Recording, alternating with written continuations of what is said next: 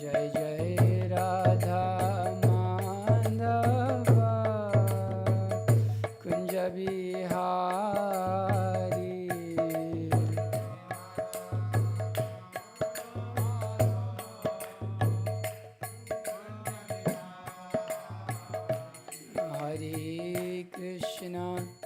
हरे कृष्णा कृष्णा कृष्णा हरे हरे, हरे राम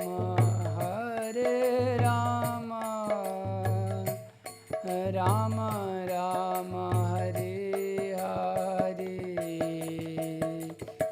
हरे Krishna.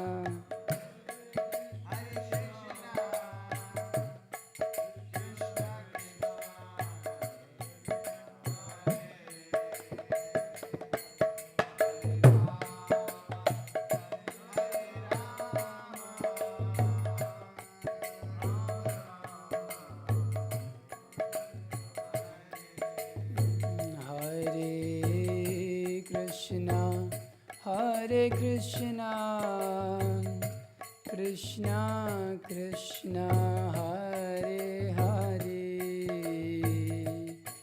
Hare Rama,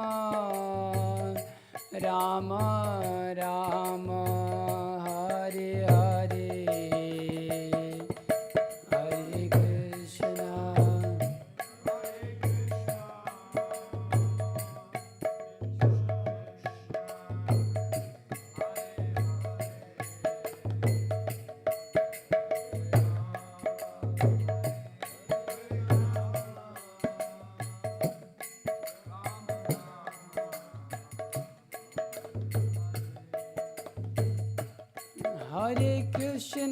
Hare Krishna,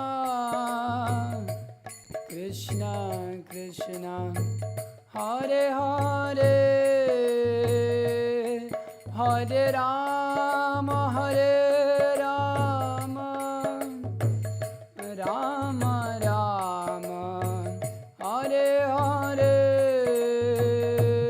Hare Krishna, Hare Krishna, Krishna Krishna, Hare Hare.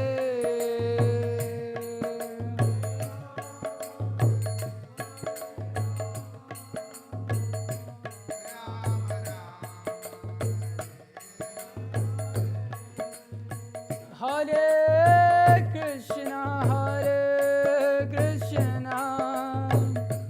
Krishna Krishna, Hare Hare, Hare Rama, Rama Rama, Hare Hare, Hare.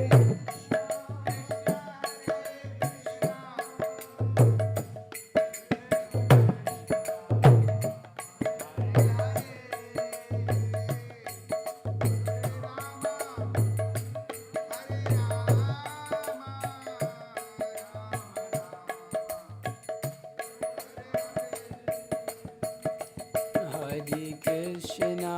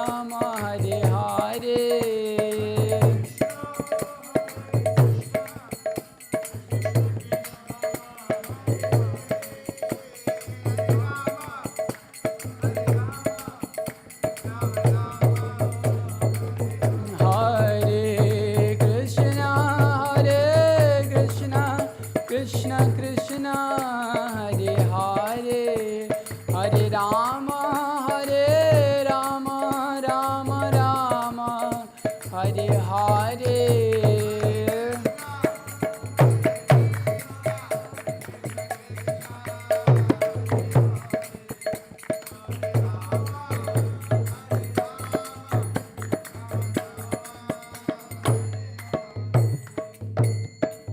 Jayam Vishnu Pada Pramahans Vivekacharya Stotra Shadashishimad A.C. Bhaktivedanta Swami Srila Prabhupada Ki. Jayam Vishnu Pada Pramahans Vivekacharya Stotra Shadashishimad Bhakti Siddhanta Saraswati Thakur Srila Prabhupada Ki. Ananta Gaudiya Vaishnavindi Ki. Namacharya Srila Haridas Thakur Ki. Prem Se Gaur Shri Krishna Chaitanya Prabhu Nityananda Shri Advaita Gadadhara Shivasadi Gaur Bhaktivinoda Ki. Shri Shri Radha Krishna Gopakavina Shyamakunda Radhakunda Giri Govardhan Ki. Vrindavan धाम की, मथुरा धाम की, गंगा माई की, यमुना माई की, तुलसी देवी की, भक्ति देवी की, समवेत भक्तवृंद की. All glories to the Same devotees. All glories to the Same devotees. Hare Krishna. All glories to Shri Guru and Gauranga. All glories to Srila Prabhupada. Om Namo Bhagavate Vasudevaya. Om Namo Bhagavate Vasudevaya.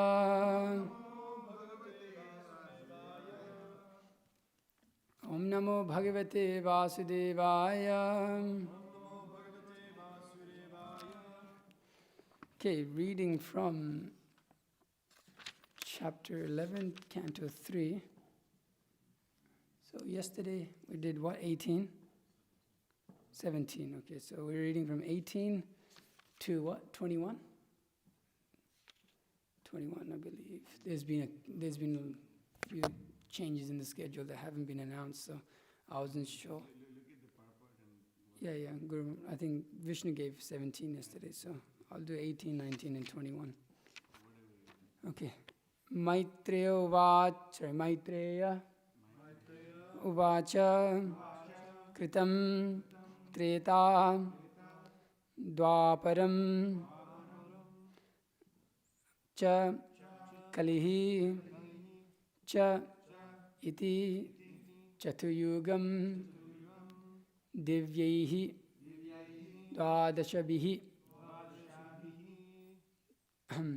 Varshaihi Savadhanam Nirupitam. Maitreya Uvacha Kritam Trita Dwaparang Cha Kalischeti Chaturyugam Divyai Dwadashabhir Varshai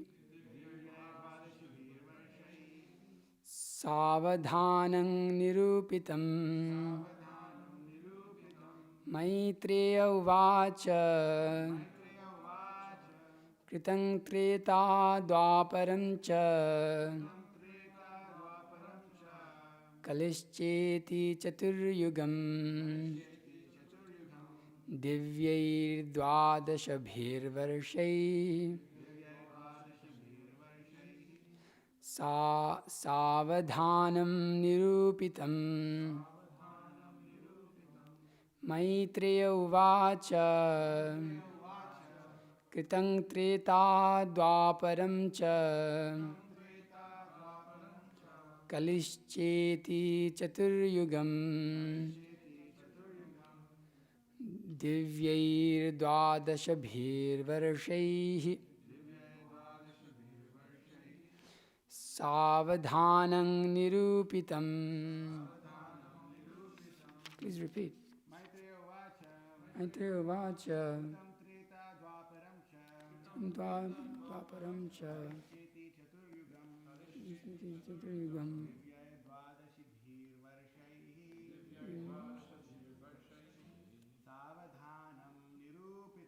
Savadhanam Nirupitam. Maitreya Uvacha Kritam Dwaparam Cha Kalischeti Chaturyugam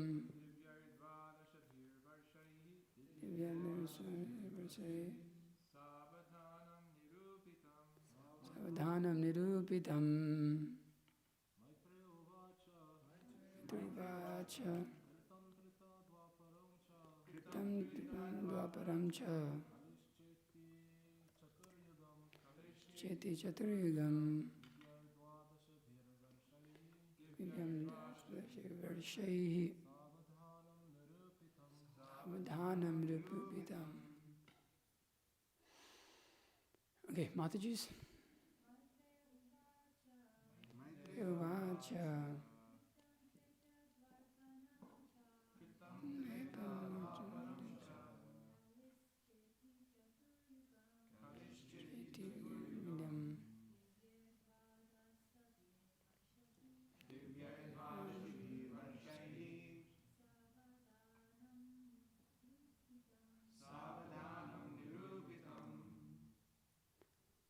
Okay.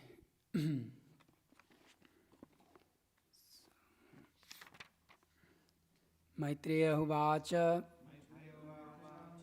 Maitreya said, Kritam, the age of Satya, Treta, the age of Treta, Dwaparam, the age of Dwapara, Cha, also, Kalihi, the age of Kali, Cha, and Iti, thus, Chathuyugam, 4 millenniums, Divyaihi, of the demigods, Dvadashabhihi, 12, Varshaihi, thousands of years, Savadhanam, approximately, Nirupitam, ascertained. Translation and purport by His Divine Grace, A.C. Bhaktivedanta Swami Srila Prabhupada ki Jai. Maitreya said, O Vidura, the 4 millenniums are called the Satya, Treta, Dwapara and Kali Yugas. The aggregate number of the years of all these combined is equal to 12,000 years of the demigods. The years of the years of the demigods are equal to 360 years of humankind, as will be clarified in the subsequent verses. 12,000 years, 12,000 of demigod years include the transitional periods which are called Yuga Sandhyas, comprise the total of aforementioned 4 millenniums. Thus, the aggregate of the above-mentioned 4 millenniums is 4,320,000 years. 4,320,000 years. Text 19.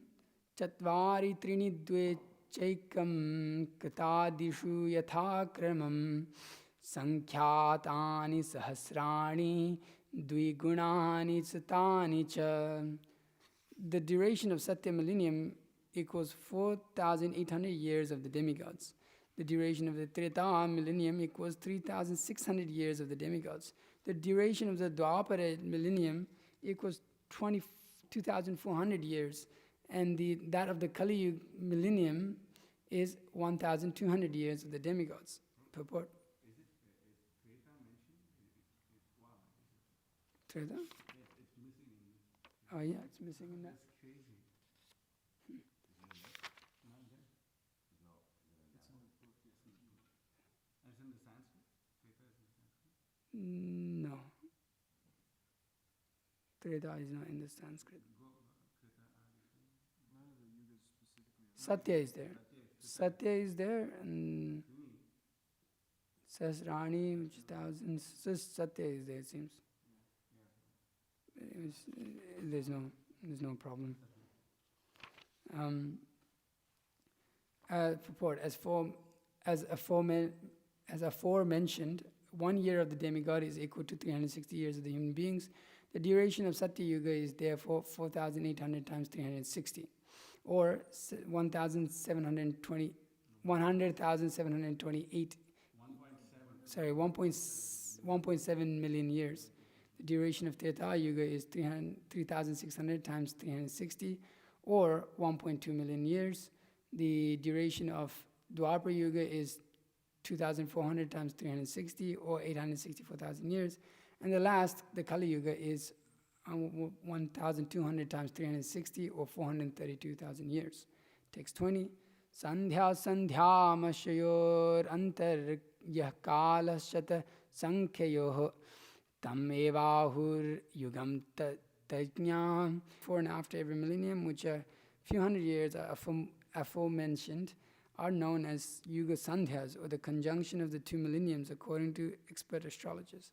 In those periods, all kinds of religious activities are performed. Text 21. Dharmas chatuspan manujan krite samanu vartate sevan yeshu adharmena vedi padena vardhata. O Vidura, in the Satya millennium, mankind properly and completely maintained the principles of religion. But in other millenniums, religion gradually decreased by one part as irreligion was proportionally admitted. Purport. In the Satya millennium, complete execution of religious principles prevailed. Gradually, the principles of religion decreased by one part in each of the subsequent millenniums. In other words, at present, there is one part religion and 3 parts irreligion. Therefore, people in the age are not very happy. Om Jnana Timirandhasya Ginanjana Shalakaya Chakshuruminthamena Tasmai Shugrivinama Shri Chaitanya Mano Vishtam Stapitamena Bhutale Swayam Rupakadamayam Dadati Swapadantikam Vandeham Shiguru Shita Patakamalam Shigurun Vaishnavangsha Shri Rupam Sagrachatam Sahagana Raghunathan Vitam Tamsa Jivam Sadvitam Savaditam Parijana Saitam Krishna Chaitanya Devam Shri Radha Krishna Padan Sahagana Lalita Shri Vijakan Vitam Shri Krishna Karunasindhu Dinavanda Chakravarti Gopisha Gopika Kanta Radha Kanta Namaste Tapta Kanchana Gaurangi Radhe Vrindavani Shri Vishavanusati Devi Pranamami Haripi Vanchakalpatarubhescha Kripa Sindhubhya Vichapadyanam Pavnibhyo Vaishnavibhyo Namo Namah Namo Vishnupadaya Krishna Prasthaya Bhutale Srimate Bhakti Vikasa Swami Namo Vishnupadaya Krishna Prasthaya Bhutale Srimate Bhakti Vedanta Swami Namaste Saraswati Devi Gauravani Pracharni Nirvisesha Shunyavadi Paschidya Deshadharani Jai Shri Krishna Chaitanya Prabhu Nityananda Shri Advaita Gadadhara Srivasadi Gaur Bhaktivinda Hare Krishna, Krishna Krishna, Hare Hare. Hare Rama, Rama Rama, Hare Hare. Jnananandamayam Devam Nilaspatikakriti Madaram Sarva Vidyanam Hayagrimu Upasmahe. Guru Vaishnava Bhagavan Tinar Smarana Hoy Vigna Vinashana Naya Shaya Nijvanchadapura.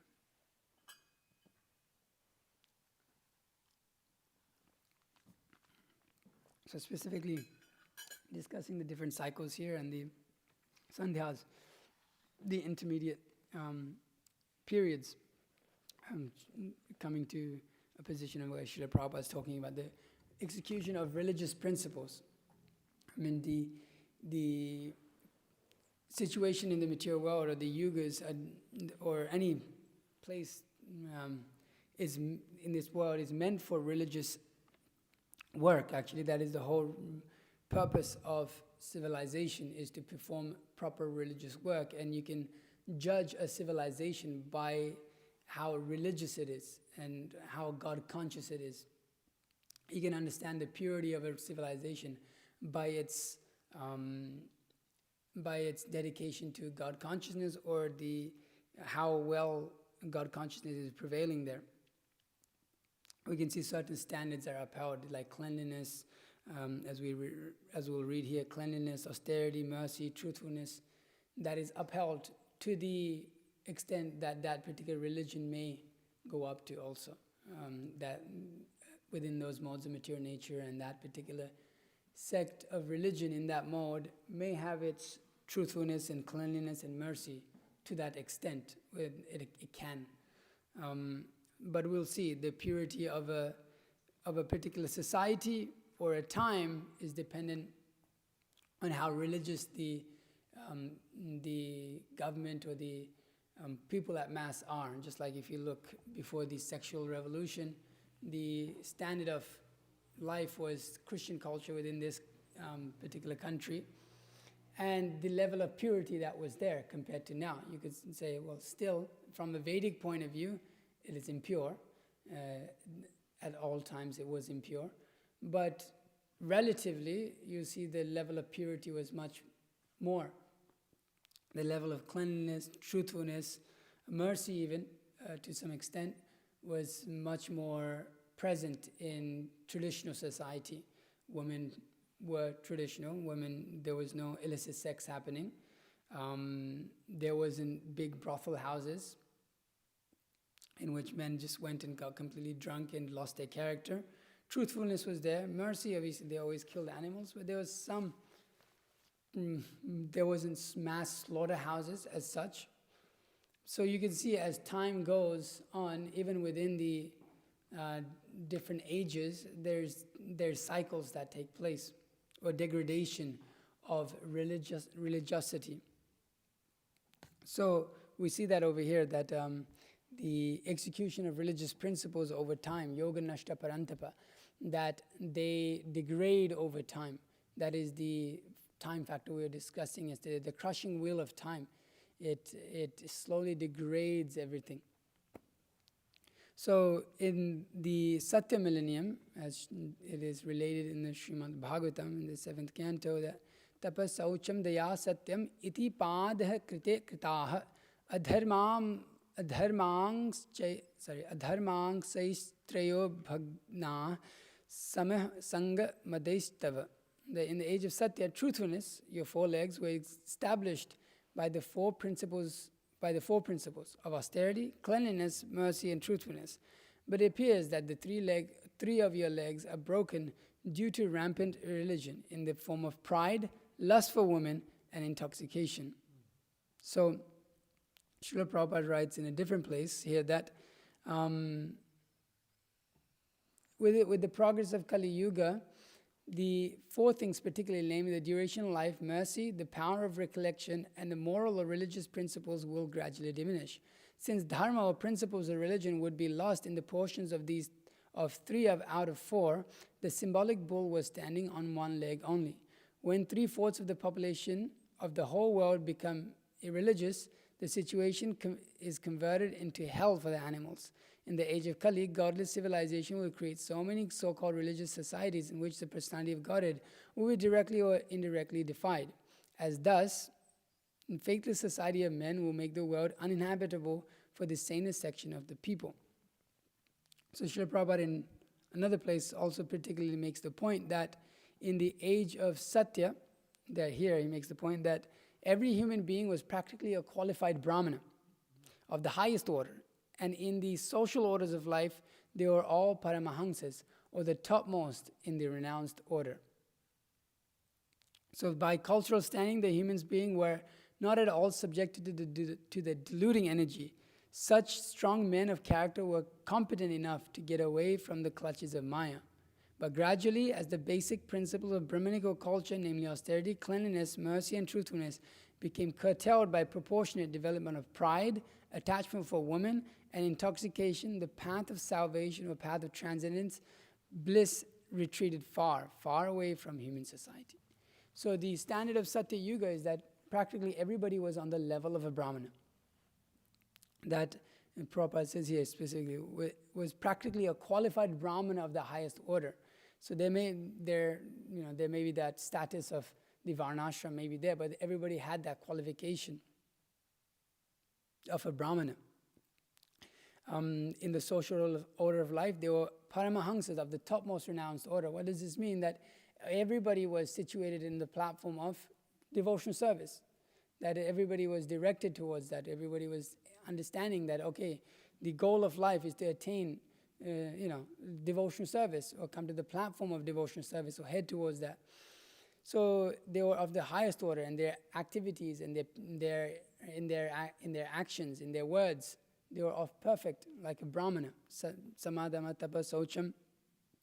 So all of these qualities were present in that yuga, but they became degraded one after another as each principle is lost over time, coming to the position of the bull now, in which the Shudra is trying to even cut off the last leg of Dharma, which is truthfulness. So by pride, either artificial or real, the resultant action of austerity is spoiled. So whatever austerity you may perform, you do it with pride, it doesn't bear proper fruit, or it bears the fruit which is opposite. So that goes for everything, whether it's performing yajna, or even within devotional service, or even within the karmic world, you become, for pride comes before a fall. That's the way to say that. Pride comes before a fall. Anything you do, if you're proud, whatever difficulty you may go through and whatever you may achieve, everything will go to hell. Why? Because you're not recognizing your real position. You're not recognizing what the purpose of that austerity actually is, which tapente loka tapena, that particular verse is there, that it's meant for the good of all people. Austerity is meant for the good of all people, not for ourselves, not to become proud. Austerity, the result of austerity should be that there is humility, actually, that the heart becomes soft in order for the platform of pure devotion service, the seed of pure devotion service, to fructify. But if by that performance of austerity, whatever type of austerity it may be, whether somebody is doing chaturmas, or somebody is chanting 64 rounds, or somebody is performing some austerity of being in the kitchen for 12 hours a day in the heat, or we're going on book distribution, or we're going on Harinam for so many hours, if that level of austerity, which is that divine austerity, even if that divine austerity that we're taking is contaminated by pride, then it is spoiled. That austerity is spoiled. It doesn't bear proper fruit. Too much affection from female association, cleanliness is spoiled.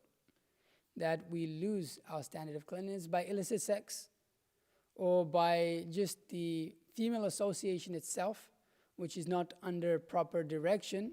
Its tendency is to, by nature, Maya is there. So that spoils cleanliness, our level of cleanliness externally and internally also, by being bewildered into what the goal of life is, by the association of the opposite sex. One loses that, as the Shastra warns in many, many places, that one should avoid such association.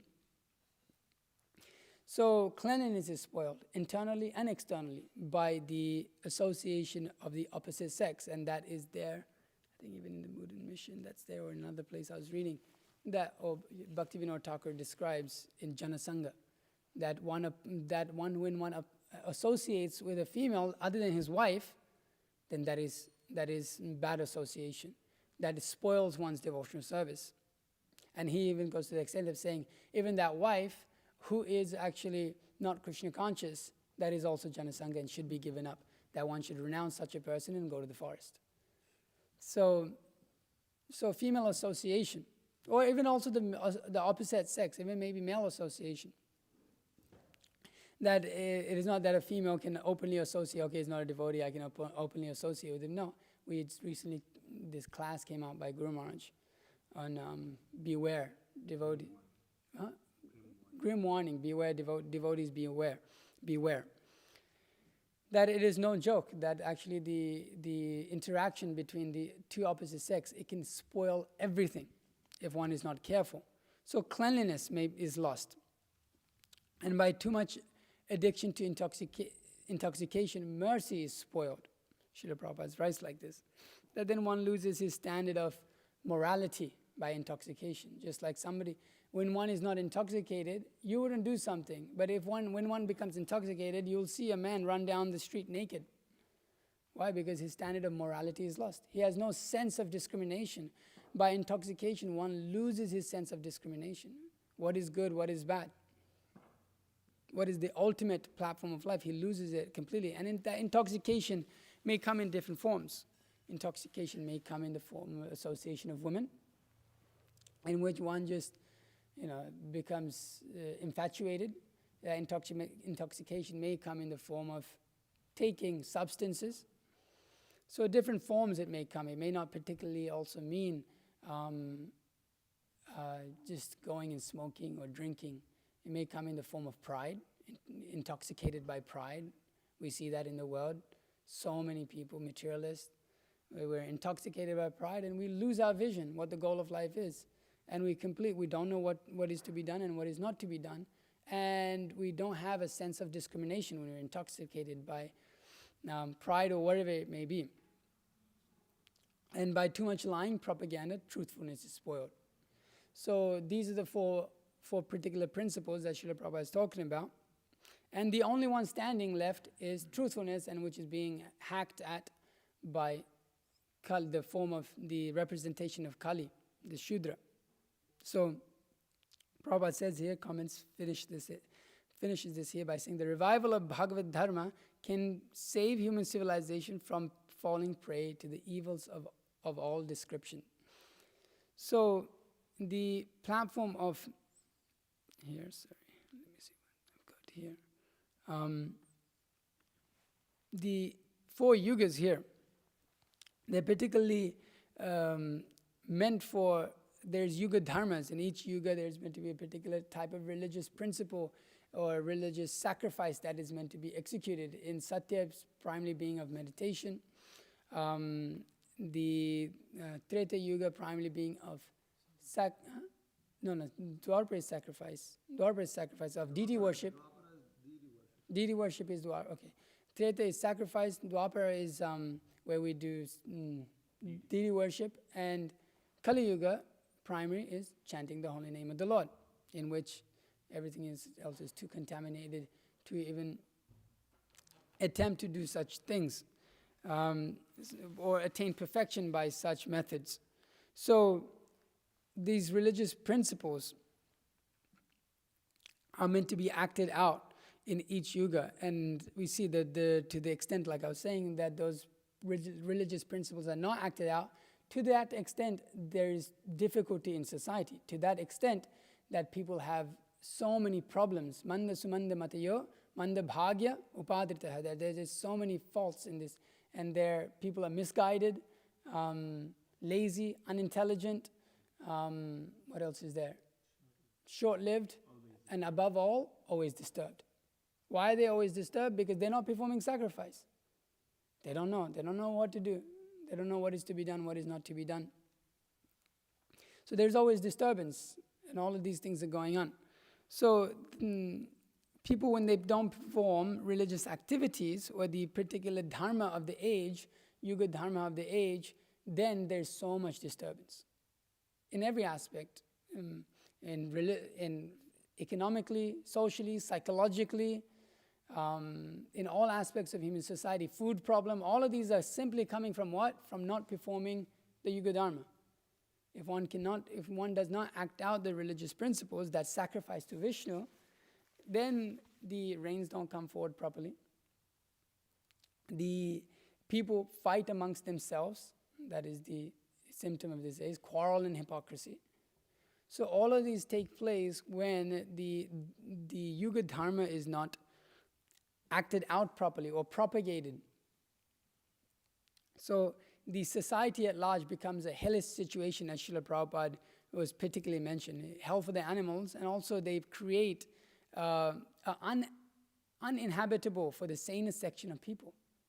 So you see also in North America, we see, or the world in general, it's becoming like that. The inflation is so high, people have to work jobs, they have to work 3 jobs just to make sure they live. That there's people working 18, 19, 20 hours a day. Really, there's people like that.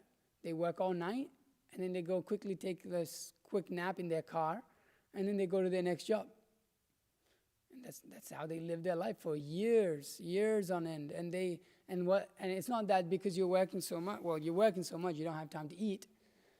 And what do you eat? You have to eat the trash at the store, basically whatever is under $5, your whole meal, maybe, or you go to whatever the fast food restaurants because that's the most convenient.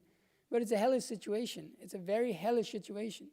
These are the type of men that when they lose all of these principles, or they have no reason to hold them up, or they're contaminated by Maya, or they're influenced by Maya, as we see in Satya Yuga, they weren't influenced by Maya, but here it's the case in all circumstances, then everybody's life becomes hell.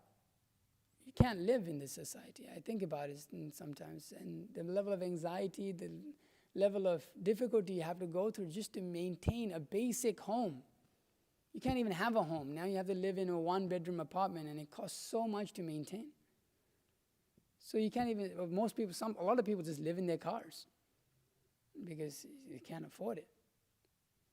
So such men of society, the faithless men, societies of men, they create an uninhabitable section for the sanest society, And the sanest people become insane also. That's what happens. You see that there's people that are, when you're, like I was saying, I've said this many times, when growing up, I had many friends, we all had many friends who grew up with us, but some of them lost their minds. Why? Because of this situation in society. So much anxiety because of this. Your life is becoming unsustainable. You have to work so hard. So even the sanest section of people become insane. And therefore we have so much psychology and, that's so much emphasis on psychology and therapy and all of these things. Every student practically in university goes to therapy. It's ridiculous. It's crazy. Growing up, I never heard of therapy. It's like, okay, you have some try. This is just how life is. Just go on. That's all. Just accept it and move on. And then they'll say, yeah, I see. Therefore they had so many things they just held inside themselves. No, they didn't. They just moved on and they lived a healthy, happy life. Guru Maharaj, I think somebody else was saying, oh yeah, it was that lecture. How much suffering can you take? And he was saying that one Italian grandma, Shyamasundar Prabhu's, I don't think it was Shyamasundar Prabhu's grandma. It might be Shyamasundar. Is it? Okay. His transcendental body is from Italy. Okay, so I think he was saying that her mother was suffering a lot. Mother or grandma was suffering a lot. Grandpa, but she was jolly at the same time.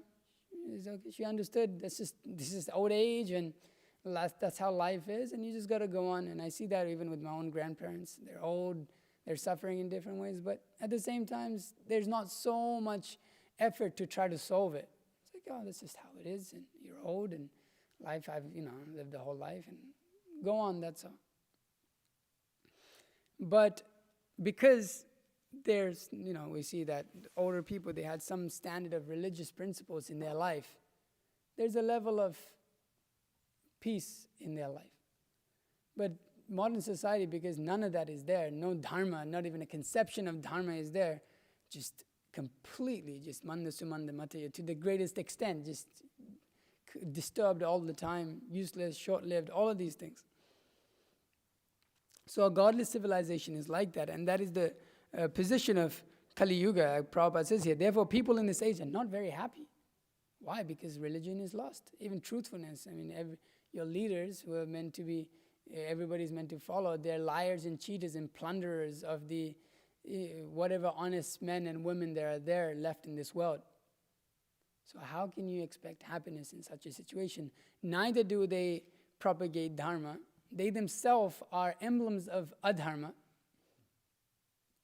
And they could say Kali here is probably much, much better than most of the leaders who is, hacking at the bull here. Probably much, much of better character than most of the leaders in the society today. So we see that the position of our society is quite degraded, and therefore everybody is unhappy. People are unhappy at large. So the solution to this particular problem is the Yuga Dharma, which particularly is Nam Sankirtan, as the Chaitanya Bhagavat we hear. Kali Yuga Dharma hai Nam Sankirtan, Chari Yuga Chari Dharma Jivera Karan. The Yuga Dharma in Kali Yuga is Nam Sankirtan. The 4 different types of dharma for the 4 yugas are all meant for deliverance of jivas. So, but this particular Nam Sankirtan is the Kali Yuga Dharma. And Chaitanya Mahaprabhu mentions here, Sadhya sadhana tattva ek kichu shakala, Hari Nama Sankirtane milibe sakala. By Hari Nam Sankirtan, one can achieve everything, including the goal of life, sadhya, and the means of attaining it, sadhana. That is also from Chaitanya Bhagavat.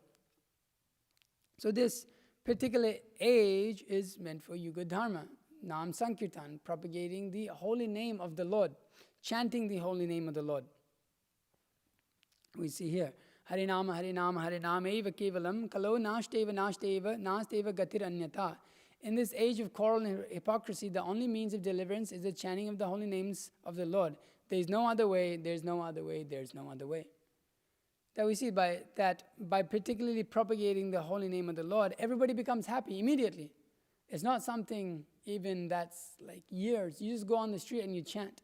You chant and dance with people, and those who are not of complete demoniac character, even they get benefit, but those who reciprocate, you can see immediately, everything is gone. No problem. All of a sudden, no problems in life. What happened to all the problems? They're gone, finished. All the sinful activities that you performed for millions of years, gone, finished. For that moment when they're absorbed in that holy name, when they're reciprocating, everything is gone. Prabhupada writes here, because the people of this age are so fallen, they can simply chant the Hare Krishna Mahamantra. In this way, they can rid themselves of bodily conception of life and become eligible to engage in the Lord's devotional service. One cannot engage in the devotional service of the Lord without being purified of all contamination. This is confirmed in Bhagavad Gita. Yesham tvantagatam papam jananam punya karmanam te dvandha moha nirmukta bhajante maam dridha vritaha. Persons who have acted piously in previous lives and in this lives, and whose sinful actions are completely eradicated, are freed from dualities of delusion, and they engage themselves in my service with determination. Sometimes people are surprised to see young men and women take so seriously to Krishna consciousness movement. By giving up sinful activities, illicit sex, meat eating, intoxication, and gambling, and strictly following the injunctions given by the spiritual master, they have become purified of all contamination. They can therefore fully engage in devotional service to the Lord. In this age of Kali, Hari Kirtan is very, very important. The importance of chanting the holy name of the Lord is stated in the following verse of the Srimad Bhagavatam. Kaler dosha nidhe rajan asti he ko mahan gunan kirtanad eva krishnasya mukta sanga param vrajet kirtayad dhyanyato vishnum tretayam yajato makhaihi dwapare paricharyayam Kalau tadhari kirtanat. The most important factor of this age of Kali, which is an ocean of faults, is that one can be free from all the contamination and become eligible to enter the kingdom of God simply by chanting the Hare Krishna mantra. The self-realization that was achieved in Satya Millennium by meditation, in Treta Millennium by performance of different sacrifice, and in Dwapara Millennium by worship of Lord Krishna can be achieved in the age of Kali simply by chanting the holy names Hare Krishna. So it is a very simple thing, and more special, you could say, is that, okay, by chanting the holy name of the Lord, that is a process of the Kali Yuga, and it is you could say, of all the process of all the 4 yugas, this is the simplest process. But there is even a better benediction in this age, that Ashtavingsha Chatur Yuga Dwapare Sesha Vrajrera Sahite Haya Krishna Prakasha. So at the end of the Dwapara Yuga of the 28th Divya Yuga, Lord Krishna appeared on the earth with the full paraphernalia of his eternal Vrajadham. Purport. Now in the terms of Vaivasvata Manu, during which Lord Chaitanya appears. Now is the term of Vaivasvata Manu, during which Lord Chaitanya appears. First, Lord Krishna appears at the close of the Dwapara Yuga of the 28th Divya Yuga, and then Lord Chaitanya appears in the Kali Yuga of the same Divya Yuga. Lord Krishna and Chaitanya appear once in each day of Brahma, or once in 14 Manvantaras, each of 71 Divya Yugas in duration. From the beginning of Brahma's day of 4.3 trillion, what is this? 4.3 billion. 4.3 billion.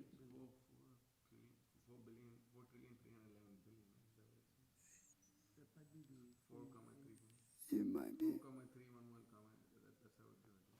1, 2, 3, 4, 5, 6, 7, 8, 9. 9 zeros after the. Okay, so 4.3 billion years. 6 Manus appear and disappear before Lord Krishna appears. Thus, 1.9 billion years, billion years, trillion years of the day of Brahma elapses before the appearance of Lord Krishna. This is an astronomical calculation according to solar years. So even amongst the situation of Kali Yuga, the most fortunate is that Lord Chaitanya has appeared, Lord Krishna has appeared in this particular Manvantara that Lord Chaitanya has appeared. So not every age, not every Kali Yuga, Lord Chaitanya is there actually. That Yuga Dharma is always there, which is chanting of the holy name of the Lord. which is propagated, but it is not that Lord Chaitanya descends in every yuga. So Lord Chaitanya has come to give which that has never been given before. So this age is of particularly this time is of great fortune for the living entities to take upon the platform of devotional service. And then the caliber personalities of caliber like Bhaktisiddhanta Saraswati Thakur, Srila Prabhupada, they also don't come in every age. Bhaktivinoda Thakur, they also don't come in every age. So the platform, the fortune, the great fortune, Brahmande Brahmande Kona Bhagyavan Jiva, is unfathomable in this particular time and circumstance. Where we're at, how Lord Chaitanya has only appeared 500 years ago. We had Srila Prabhupada here only 100 years ago, 50 years ago. So the position of the jiva in this particular age is the fortune cannot be calculated. We're calculating so many years and calculating so many astronomical numbers here of the ages. But the fortune by which the great fortune the jiva has to be present in the movement of Lord Chaitanya right now cannot be estimated. What is it that if you try to chamatkar, what is that verse? If you try to estimate the mercy of Sri Chaitanya Mahaprabhu, you'll be struck with wonder. I forget I don't know. I just know that chamatkar is there, that the wonder. Oh, you will not be able to understand. It's very, very wonderful. You'll be struck. Whoa, what is this? So we cannot estimate. So this particular age of quarrel and hypocrisy, the only means of deliverance is chanting the holy name of the Lord. By constantly chanting, as the acharyas, they instruct us, as Rupa Goswami instruct us. How does that start? Sukirtananu, smrityo, tanama rupa, charitadi sukirtananu, smrityo kramena rasanan manasi niyojya, tishtan vraje tadanarag jananugami, kalam naid akil upadeshasaram. Of the greatest advice, of the topmost advice, what is it? Is to always chant the holy name of the Lord 24 hours a day. To always remember the Lord. So this is of the topmost dharma. That is the Kali Yuga dharma, is Nam Sankirtan. And by propagation of that Nam Sankirtan, one will bring about, as Srila Prabhupada said, even Satya Yuga can be reestablished or come about. Why? Because it establishes the position of Vaikuntha, no anxiety. Everybody's in anxiety, but by remembering the holy name of the Lord and chanting the holy name of the Lord, what happens? No anxiety, like I was saying. You go out on the street, you chant. You yourself forget all the anxieties of life, and people around you also forget the anxieties of life. It's amazing. Guru Maharaj was saying that when we had that, he came up here and we were doing kirtan and he kept going and all the devotees were dancing, and he was saying, when you go out on Sankirtan and you just forget everything and all you remember is Lord Chaitanya. Really. If you go out there, and we've had experience, you go out there and you forget everything. So many beautiful women are there, half naked, doing so many abominable things, but the only thing that takes place in your consciousness, the only thing in your consciousness is the beautiful form of Lord Chaitanya and the dancing party of Lord Chaitanya. That's the only thing that is there. And then later, just so many, you go back and then you think, and then you get contaminated even by looking into the past sometimes. But at that moment, we can have that experience of seeing the divine form of Lord Chaitanya just dancing and chanting, of experiencing that just that one-pointed attention, that tivra bhakti, by just being absorbed in the holy name. And their experience of that in so many different forms, expansions of the holy name in form of book distribution, in the form of cooking for the Lord, when one is absorbed properly in doing devotional service. These are all expansions of the holy name. They're all non-different from the holy name if one has the proper understanding. So the being central to it, chanting, just like we can, if we go out on book distribution without chanting our rounds, we know how it is. If we neglect to chant our 16 rounds, good luck with your book distribution over time. We've seen so many devotees, great big book distributors or great big caliber devotees, sannyasis, huge, and then stop chanting their rounds, finished, gone. Everything becomes useless if you don't chant your rounds. If you don't put the focus in that holy name in the center, everything becomes useless. Whatever you would do, whatever you may achieve, Shrama eva hi kevalam, useless. Why? Because you neglected the Yuga Dharma, neglected the core principles, and what does it do? It has the opposite effect. They neglected that, and what happened?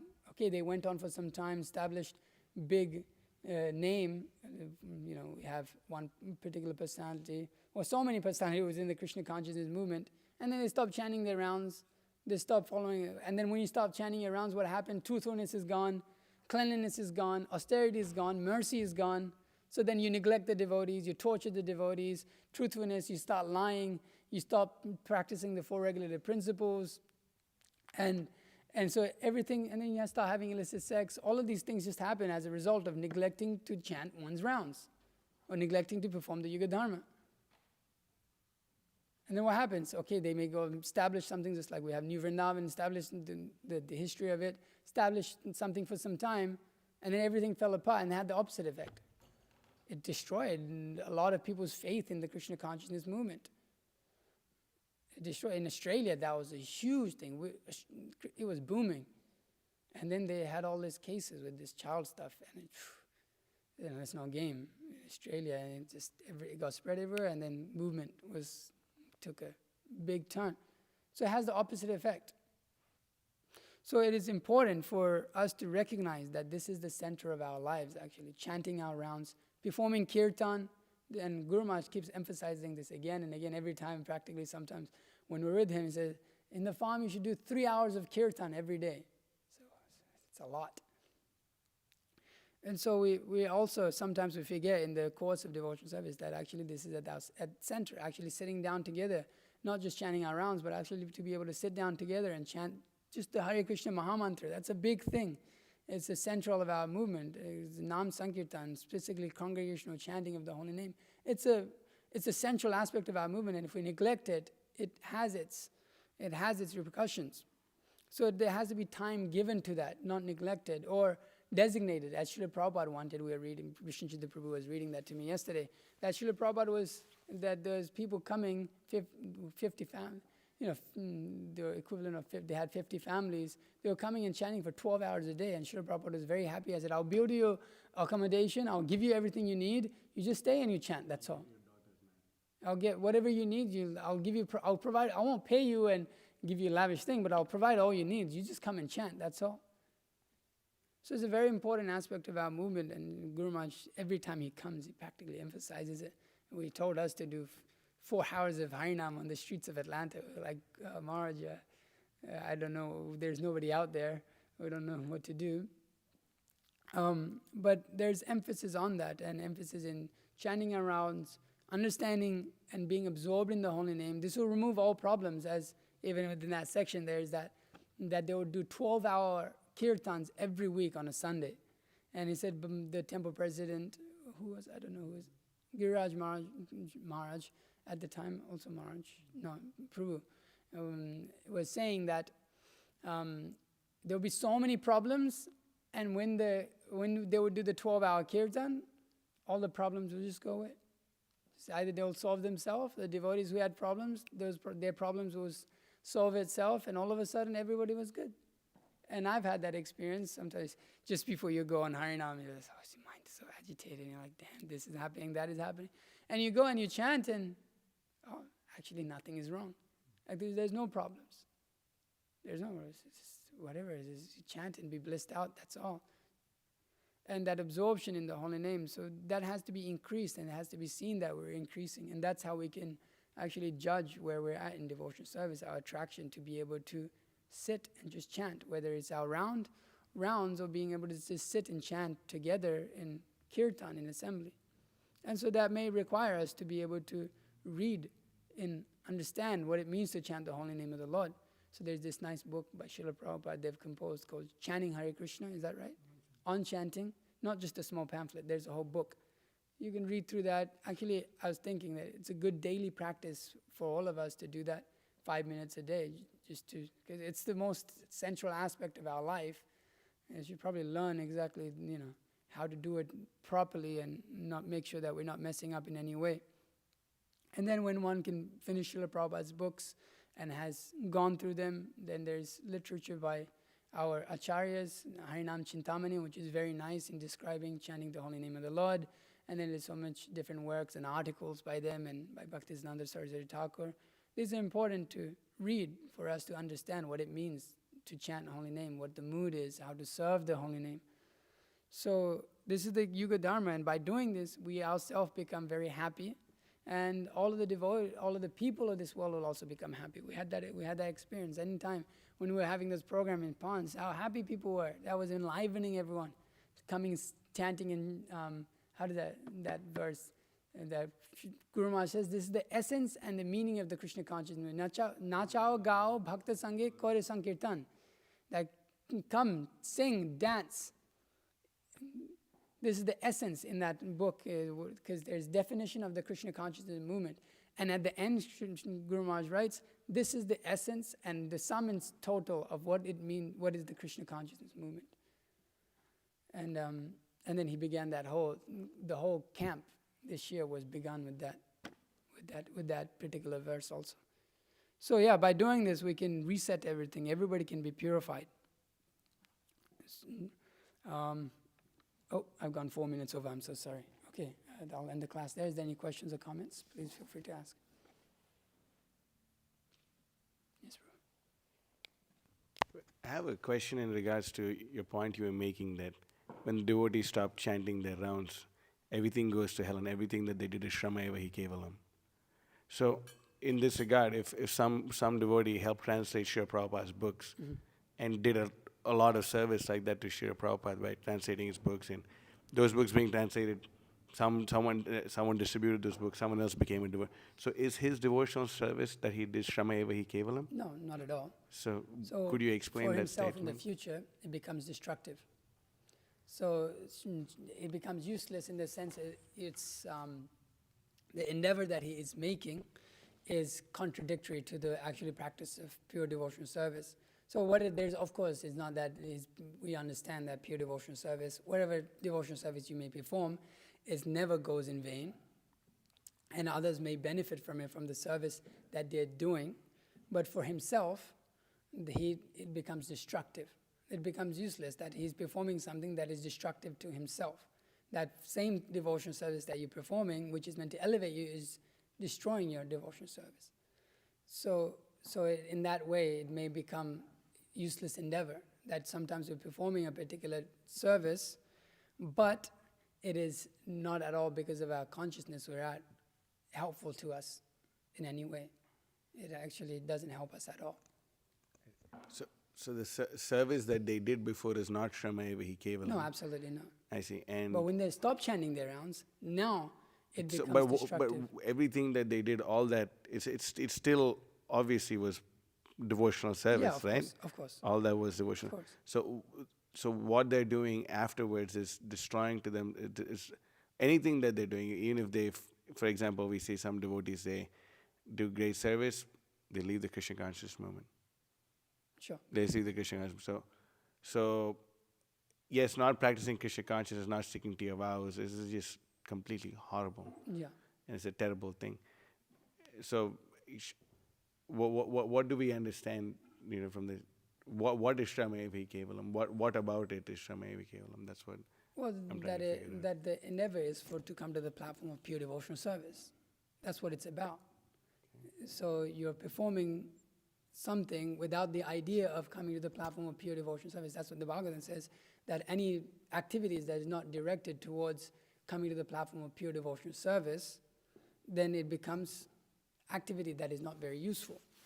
So if someone stops chanting their rounds, which is the central aspect of our promise that we make to the spiritual master, then what are you doing it for now? Yeah, I mean, I understand the point, and I'm not like backing up the Sure. guy, the homies who left, like, Sure. But I'm just trying to understand. So what the use of Shrama Eva Hi Kevalam? What's the point? So the aspect that we're saying Shrama Eva Hi Kevalam is the context of the verse especially is that if you're doing all these things and Krishna is not in the center, everything that you're doing is Shrama Eva Hi Kevalam, right? And you were saying that now you're not chanting your rounds now. You do everything that you did is Shrama Evi Not Kevalam. everything you did, that you're Is that what you continue meant to say? do. It's not that you did, because it's you may be, if you're not chanting your rounds and you haven't been chanting your rounds, then what are you placing at the center? Yourself. Everything you did when you weren't chanting 15 So, but when they're following, they're perfectly, they're devotees. I mean, there's no doubt about that. Sometimes even devotees fall from a position. But again, they're still glorious because they get back into that. They get back into the groove. Still, they're glorious. But if you're going on with the idea of posing as pure devotional service and trying to act on that platform, but you're not putting Krishna in the center, which is your rounds, then what are you doing? What is it that you're doing? So it may look like it's useful, but there's a lot of destruction going on there. And it can become very destructive if that devotee doesn't quickly jump back on the wheel, on the proper platform. So it's not that but whatever they may do, still, because, it is, in Krishna consciousness still has proper effect, but not the desired effect. May have effect, but not the desired effect, which is Krishna prema. So you may get so many other things that are coming your way. Yeah, Vishnu Prabhu was making a really amazing point yesterday when we were speaking. He was saying that sometimes some Prabhupada disciple told Guru Maharaj that actually most of the centers in ISKCON and during Prabhupada's time had opened up because devotees could not get along with each other. Together, yeah. Right? And Vishnu Prabhu made this amazing point. I never saw it like this. He said that it's not that the disagreement is transcendental. It's just that the disagreement was used by Lord Chaitanya in his service, right? And because it was used, and because of that, yes, the movement spread and all this happened. But it doesn't mean that if those whatever disagreements were not properly done in the proper etiquette. I mean, it's obviously people can have differences, and that's natural. Two people means two opinions. But if it's not done, people get the reactions that they need to get for. Just like, this guy is a fool, leave him. Whatever it is, you're going to get whatever reaction you're going to get for what you've done. But it's Lord Chaitanya's mercy that he uses that disagreement in the service of Krishna. Yeah. In his service, he uses that. So it seems like, yes, even though these devotees, like even if they were pretending to do whatever they were pretending to do, still, for example, even under that, they were devotees, and some still remained practicing Krishna consciousness, and they took inspiration from them at that point of time. Yeah. Also, so there seems to be, I mean, it's really bad. There's no doubt about it. I'm specifically speaking for oneself. There may be just like, because you're in Srila Prabhupada's for movement. oneself, it's like a suicide pill. I'm You're killing specifically yourself. speaking because I'm speaking about sadhana and the devotee who's actually, he may do so many things, and so we're in Srila Prabhupada's movement, and a lot of it is under his direction. It's not, even though somebody may try to take that and become the center of it, still Srila Prabhupada's at the center of it because, the Krishna consciousness movement, Srila Prabhupada established. So it is mainly under that. It's just like those personalities came and went. They came and went. But Srila Prabhupada's movement is going on. Yeah, Prabhupada writes the Krishna consciousness. Yeah, so it's not that their endeavors became useless, but somehow Srila Prabhupada was merciful enough to even give them that. Okay, you did something, you aren't chanting around yourself, you let go of all these principles and all of these things, but somehow another soul got benefit due to Srila Prabhupada's mercy, not their mercy. Of course. So that's a Shravana Kevalam, particularly that they lost their own devotion service and also had impact on other people's lives in so many problematic ways. Nonetheless, Srila Prabhupada appreciated the service and continues to appreciate their service, and will definitely have mercy upon them. Yeah, Prabhu was making a point yesterday then. Krishna and Prabhupada, they're very merciful. They accept anything is better than nothing. Yeah. So if you want to give them metal, you can give them all these different alloys of some low-grade metal, but that doesn't mean that the standard of what you have to offer them. Yeah. You have to offer the purest of the purest of the purest to to Prabhupada and Krishna. But they're merciful. They accept. They're like hamsas. They just take the Yeah, they just take the Brahma hamsas. yeah. So yeah, So that's what Prabhupada says. Everything in the Krishna conscious movement is happening under the direct supervision of Rupa Goswami. yeah.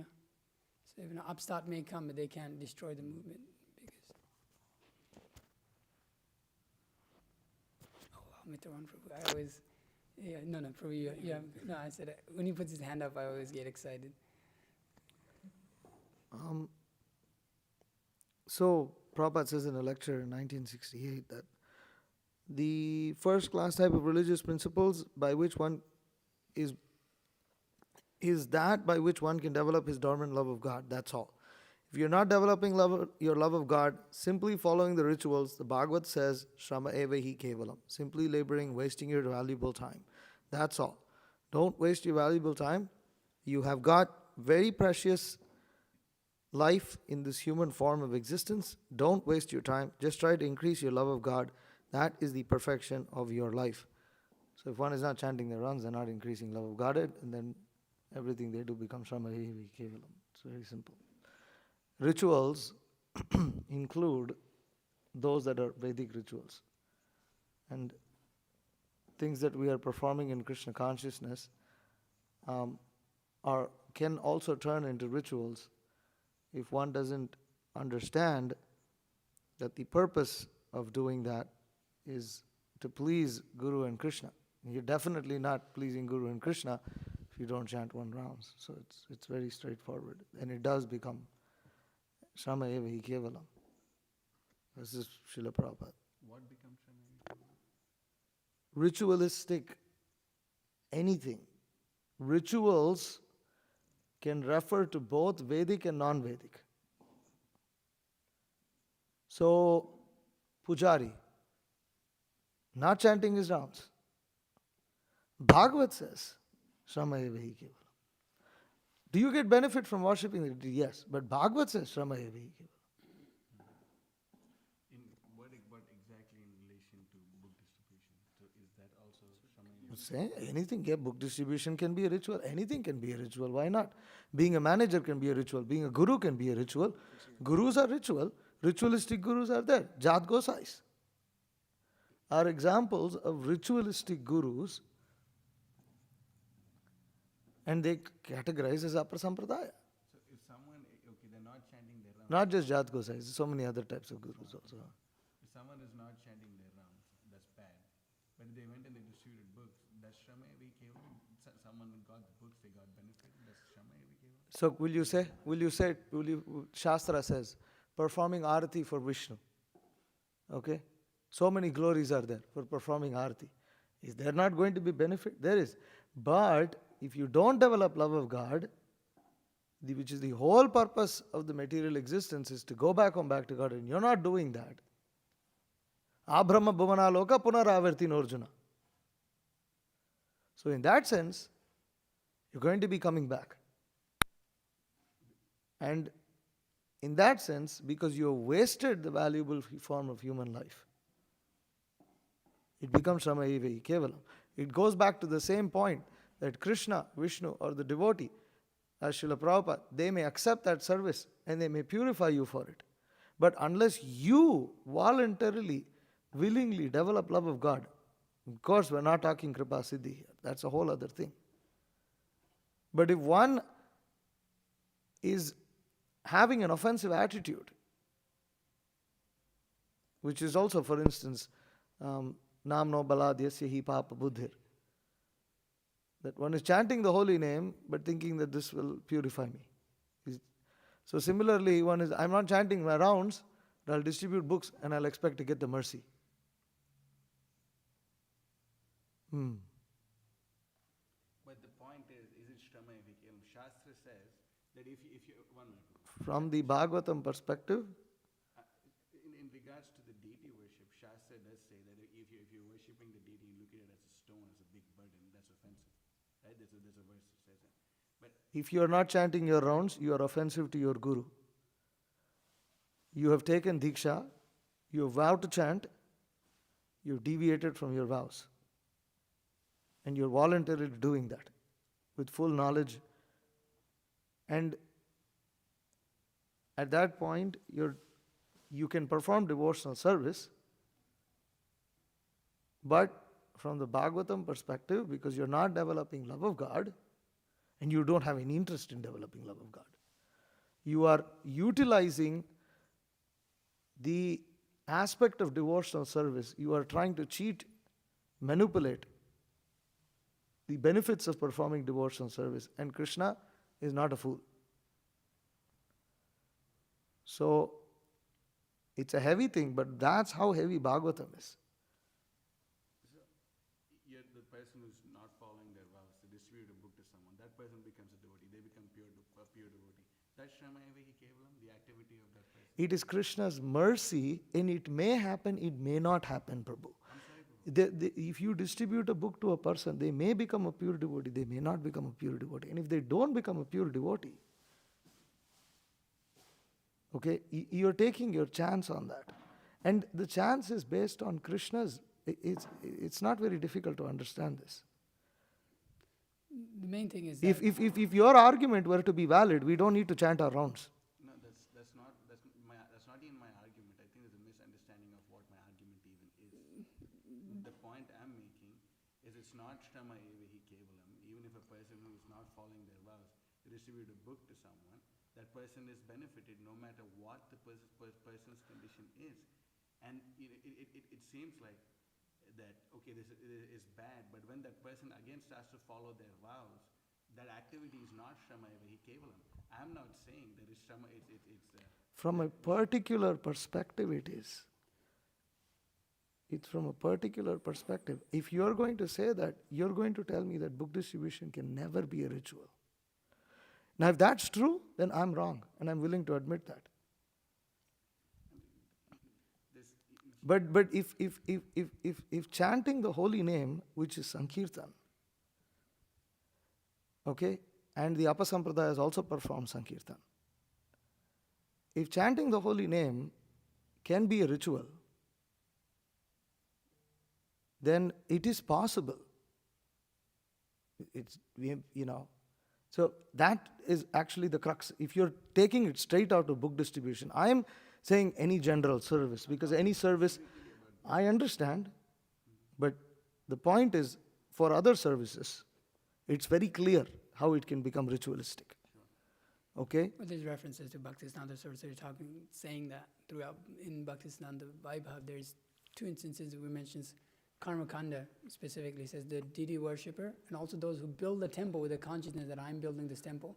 He says they're both influenced by this mentality.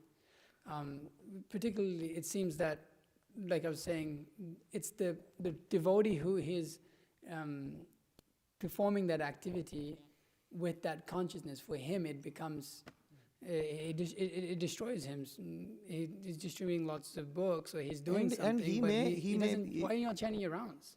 Yeah, You're at the because it's not Krishna conscious. I'm not watching. So the ultimate no, question is, the ultimate question which would have to get answered, is there any point where, because I can see chanting, because that's right there in the 10 offenses, that namno baladyasya hi papa buddha, that becomes a ritual. Okay? The Sai Baba, Govinda, Govinda, Govinda, Govinda, Govinda. Govinda is the name, they are doing kirtan, and it is Sankirtan, and that can become a ritual. Book distribution is a form of Sankirtan. It is an expansion of Sankirtan. If everything else is called by the Bhagavatam, that according to Srila Prabhupada is saying very clearly over here, that if it becomes a ritual, you're just performing it as a ritual, and you are not developing love of God, then it's Shrama Evehi Kevalam. So, unless there is some transcendental massive exception for book distribution, which is, again, if you look at the traditional thing, okay, book distribution is actually done by the previous acharyas also by speaking and writing books. Alright? So, that means Bhagavatam speaker also is distributing that knowledge. Vaisheshika Prabhu describes how book distribution is also an eternal activity. It has to be. It cannot be something that was just introduced after the printing press. It just became massive. Lord Chaitanya's mercy spread to people who can't give lectures, everything, can still be carriers of mercy by giving Prabhupada to others. So, if that is the case, then you have ritualistic Bhagavatam speakers. The whole point, if I, can I? No, I got your point. The question has to get answered about book distribution. So, in regards to Oh, it's 9:03. In regards to this ritualistic Bhagavatam speakers, but the whole point is the Vani that's being distributed is of a pure devotee, the Senapati Bhakta of Sri Chaitanya Mahaprabhu. And so what about Prabhupada's statements where he says, anyone, even if they touch this book, if they see this book, even if they look at this book, they're benefited. So even if the person is not chanting their rounds, someone else touches the book, that person is benefited. So because this person was used as an instrument for the other person to touch their book, is it still Shrama Eva Hi Kevalam? I don't know if you're missing the point that Nobody is denying the benefit. And you cannot deny any benefits of any rituals that are there in Shastra. You cannot deny the benefit. You're telling me there is no benefit to offering Aarti? If you look at the deity as a stone, it's an offense. It may be, but there is still benefit. There is still benefit. There is benefit in Shastra. Is there? So, offense is there, benefit also is there. So, that's all. also specific point for the person performing that activity himself. Anyways, I think if you want to further clarify, you may have to go to some other person because I think I can't think I can explain myself more. Paper and weeds also grow at the same time. So you're performing a service, but you're also Cultivating the weeds, yeah. So I'm it's not choking. saying- It's I'm not choking. saying contradiction. Yeah, it seems that for the individual himself, he is choking up his tree. The others, like I'm saying, that they may Srila Prabhupada's mercy is flowing through, and you might but you even acting as an instrument, but that's so motivated by name, fame, or getting money, and you're looking at it as a material thing. You're not looking at that as a spiritual activity. So the benefit that you get, like you're saying, you get benefit, but not Krishna prema. So that's the point we're So making. from the Bhagavatam perspective, From Bhagavad Dharma, that's the useless. Bhagavatam perspective, they're making a heavy statement. It's just like the Mandanam Lokaranjanam is like decorating the dead body. And demigod worship, not that, but it feels like others can get offended by that. The Bhagavatam makes these heavy statements in order to emphasize pure devotional service. Especially That in comparison to love of Godhead, this is all insignificant. It's practically nothing. So that's how Bhagavatam is looking at it. The Bhagavad Maga is like that. It's unless you're here, you're nothing, that's all. Unless you're endeavoring Because for... it's so insignificant. Yeah, it's tiny. It's all or nothing, right? So should I end? Mitraman had a question. Then the Matajis have to talk. Yeah. We're going to take some music break from All right, Mataji, do you have anything? They do.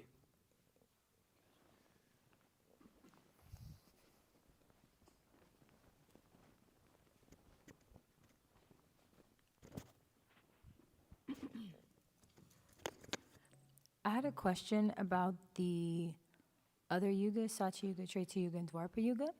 So they all have their different Yuga Dharma, and I was wondering, just like how in Kali Yuga, when we do Sankirtan, the availability to receive bliss is there.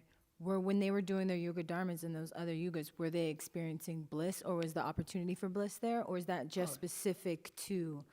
Is that the specific potency and mercy of the holy name in Kali Yuga? Of course. I mean, it's the Yuga Dharma, so whatever activity they perform, that susukam kartamavayam, that natural anandam, that will be there, and that bliss of performing any activity that's done as a sacrifice to Vishnu, bliss is there, because it's on that platform. It's Anandamaya, Anandamaya Bhyasat. So it is on the platform of, Sat Chit Ananda. So yeah. Any dharma that's performed in accordance with the rules of scripture, pointing towards Vishnu, then immediately that is felt. Yeah. And then my other question was, you were reading something about Krishna appearing after Dwapara Yuga, and I was just wondering where you were reading from. Sorry, what was that? You were reading I think it was the last thing that you read from about the appearance of Krishna after Dwapara Yuga, and I was just wondering where you were reading from. Oh, that is from Madhya Leela 6:242. No, she said, you said bliss or the same bliss? Bliss. She said, Same bliss. you're saying the. Okay, Mataji, you had a question? So you mentioned about when Gurmaraj was speaking about that old person who they understand their suffering, but they are still happy and they just move on and keep going. I was curious about what's the difference between like spiritual bypassing and just accepting the situation as is and moving on from it? Spiritually bypassing? Yeah. Oh, you mean, okay. And so you're experiencing something much higher, so naturally the other thing is not significant, and then materially means just putting it off or just dismissing it.